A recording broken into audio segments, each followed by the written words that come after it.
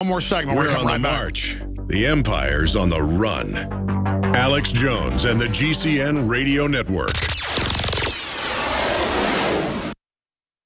Using unparalleled research in the development of a synergistic formulation based around the key concepts of superoxygenation, the next level in cleansing is here. With key ingredients backed by real clinical studies, the new Oxy Powder, available through InfoWars Life, was invented during Dr. Group's research on the toxification of our bodies. Many herbal colon cleansers are harsh on the body and contain cheap and potentially dangerous ingredients, oftentimes full of synthetic fillers, GMOs, additives, or worse. Gently start cleaning your body with easy capsules that start working while you sleep. Oxy Powder does not require time off work, and there's no need for bad-tasting concoctions. Instead, Oxy Powder slowly releases monoatomic oxygen into the intestinal tract and body. Experience the astonishing cleansing power of superoxide and ozonide technology. Go to InfoWarsLife.com or InfoWarsStore.com to get started with Oxy Powder, or call 1-888-253-3139.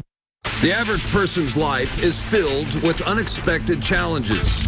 Unlock the energy it takes to defeat these daily beasts with Super Male or Super Female Vitality, specifically designed to assist the body in regulating proper hormone balance to create superior vitality in males and females. Supercharge and conquer your world at InfoWarsLife.com or call 1-888-253-3139. The government's Department of Homeland Security is buying up loads of ammo. At the same time, they're restricting civilians' rights to own and purchase firearms. Can you put two and two together? Infidel Body Armor can stop every round, including hollow points and .308 sniper rounds, is reasonably priced and fully legal. But for how long? Go to InfidelBodyArmor.com, spelled INFIDEL bodyarmor.com. Infidel Body Armor. Just won't quit.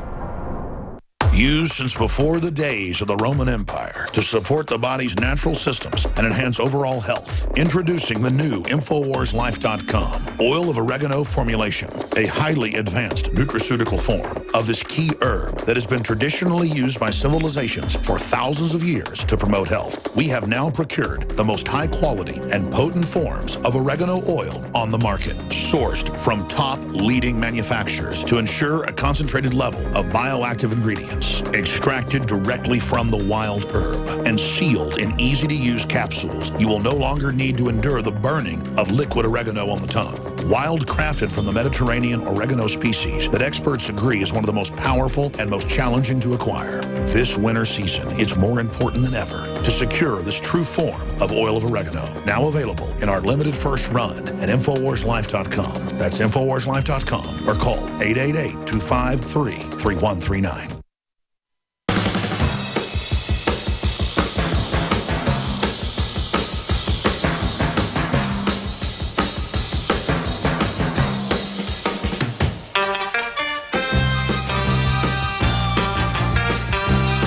Live from Austin, Texas, it's Alex Jones. Bruce Fein, former general counsel of the Federal Communications Commission, uniquely positioned to be able to really tell us what's going on. Let's go back to where you got cut off by the break. You're saying you would sanction people more and more. I mean, I've been following C-SPAN for 30 years. I've never seen behavior like I've seen from the executive, and then the Republican leadership seems to roll over because they're licking their lips, I guess, to have all this power when they get a president in charge. So, again, I'm worried about an imperial presidency, not even so much Obama, but I am shocked by the left that if Bush was trying something like this, you would have just heard howls, and now they say, hey, you know, a lot of make Obama a dictator. He can give us some free stuff then. Just incredible political ignorance. So please finish up on that, Mr. Fein. It's very, very important, Alex, in a democratic country like ours, you know, that we have government in the sunshine. There are a few things that need to be secret location of truth, but relatively few. transparency. Sunshine is said to be the best disinfectant. So we have a right to know what our government is doing. How can we give consent to a government that's acting in secret? And so the whole idea that when I was working as counsel on the Iran-Contra Committee, this is during Reagan period. I mean, President Reagan was having Secretary of State George Shultz testify, his National Security Advisor was testifying, Cap Weinberger was testifying, Secretary of Defense. It was all open in the sunshine. This is President Reagan. And now we have people like, Chairman of the FCC, I don't want to answer questions. I don't want to show up. Well, the Congress should be telling you, one, if you don't show up, we will impeach and remove you from office, because you have an obligation to explain to the American people what you're doing and why, because you are their representative. You work for them, not for Obama.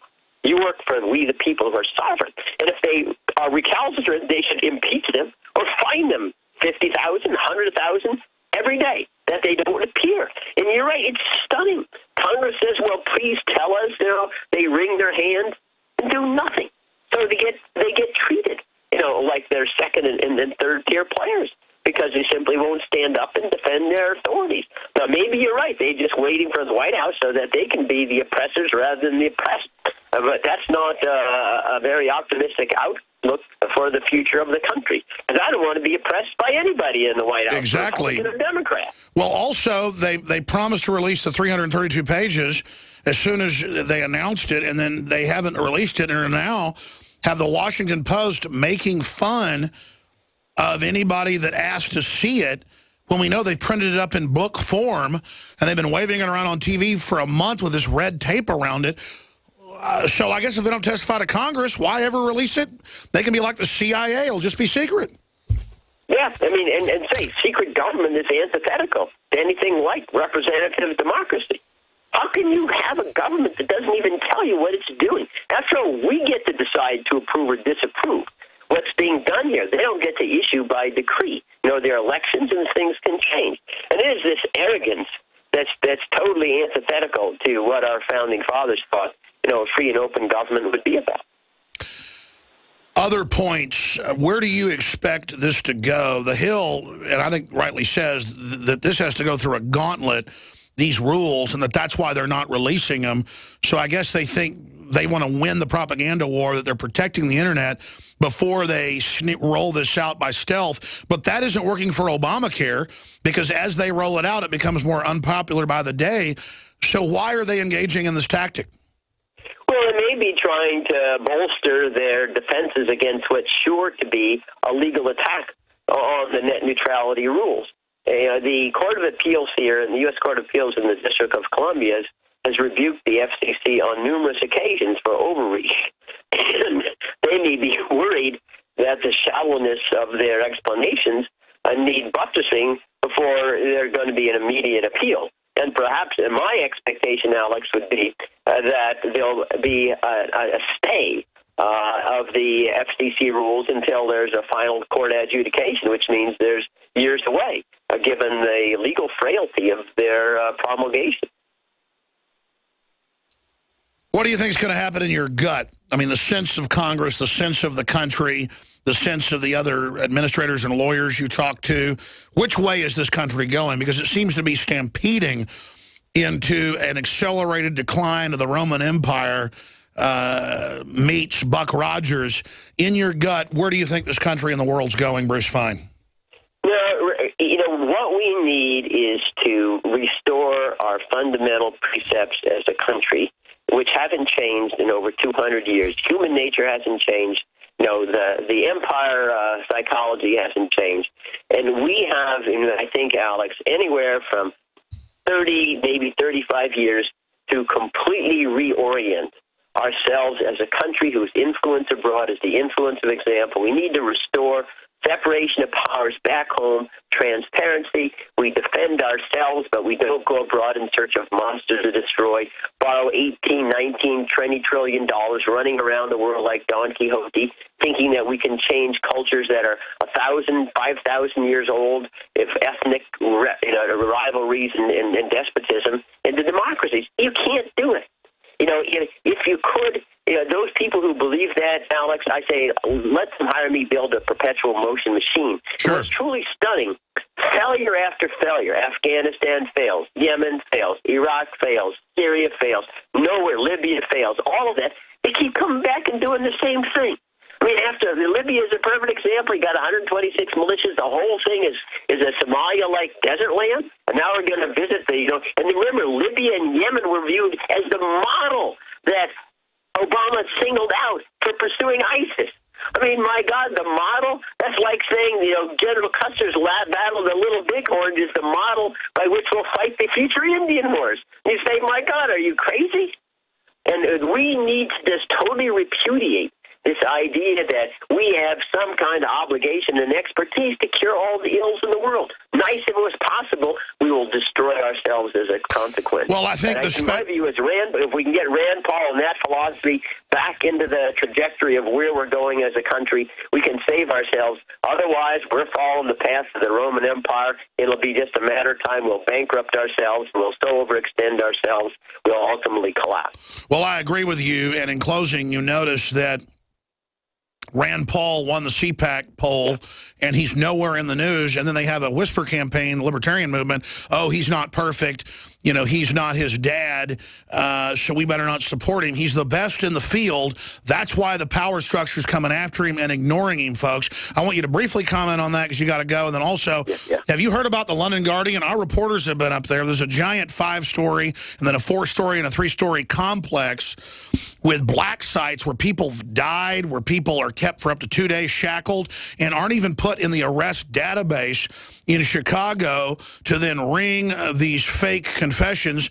They send police lieutenants and others from there to then run operations at torture camps at Guantanamo Bay, Cuba, Afghanistan, and Iraq. Have you heard about this black site? No, there have been cases in the past. Yuri, I think, was one where people just disappeared into the jaws of the CIA and were kidnapped and held for years illegally. But I have not fully apprised of what you've described there. I don't want to miss the opportunity to explain Rand Paul. Sure, he clearly is going to be the one most attacked because he's challenging the military-industrial complex that President Eisenhower warned us about 50-some years ago.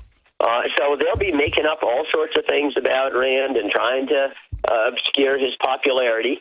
And we need to remember, too, we're never going to get a candidate that is 100% everything we agree on. You know, no one's a clone of anybody else. He runs for office, and there are different demands than being a philosopher and writing something perfect. And we shouldn't squander, the good on the altar of the perfect. So this is ridiculous to suggest that Rand doesn't deserve our support, because there's a few semicolons and curly cues that we disagree with. On the fundamental issues of who we are as a nation and of liberty being the center of our constitutional universe, he's heads and shoulders above any other candidate in the last 20 years. Sure, nobody else is saying end all the foreign aid. Nobody else is saying massively slash taxes. Nobody else is doing what he's doing. I mean, Ted Cruz is a moderate second, but I don't know Ted Cruz. I mean, I know him. We've interviewed him, but I don't know him like I've known Rand for 20 years. I know you've known the Pauls longer than that. He's the real deal. That's why they're coming after him. We need to support him. Bruce Fein, thank you so much for the time. Thank you. Bye-bye. That is a champion of the First Amendment right there and a guy of action. Bruce Fein, very honored to have him on with us, BruceFeinLaw.com. I want to open the phones up now, specifically on the Netanyahu speech, because it's so easy to hate Israel and then to look at that perspective. It's so easy just to love Israel. I personally understand that it's a big globalist political football. And at the same time, if you gave what is Israel or Palestine back to the people that are there, they'd start killing each other over it as well. I mean, this is reality, ladies and gentlemen. And so I've got my beefs with the Israeli lobby, who tends to be anti-gun, who tends to promote a lot of social engineering that's I don't like. I mean, I'll be honest. If Israel used their power to promote the Second Amendment here and didn't have different Israel lobby connections like the ADL line about me, I would be a lot more pro-Israel. But I take the high road. I mean, I look at some of the horrible groups and organizations around Israel. I'm sure not signing on with that rodeo. But the anti-Israel lobby is just unbelievably bad. And so it's a bad situation. It'd be like if I was on a used car lot and there's like 20 cars and they say, you know, why don't you like any of these cars? What are you, a racist? No, I mean, I don't like what Israel's doing. I don't like what the Arabs are doing. I don't like any of it. And I'm sick of having to hear about it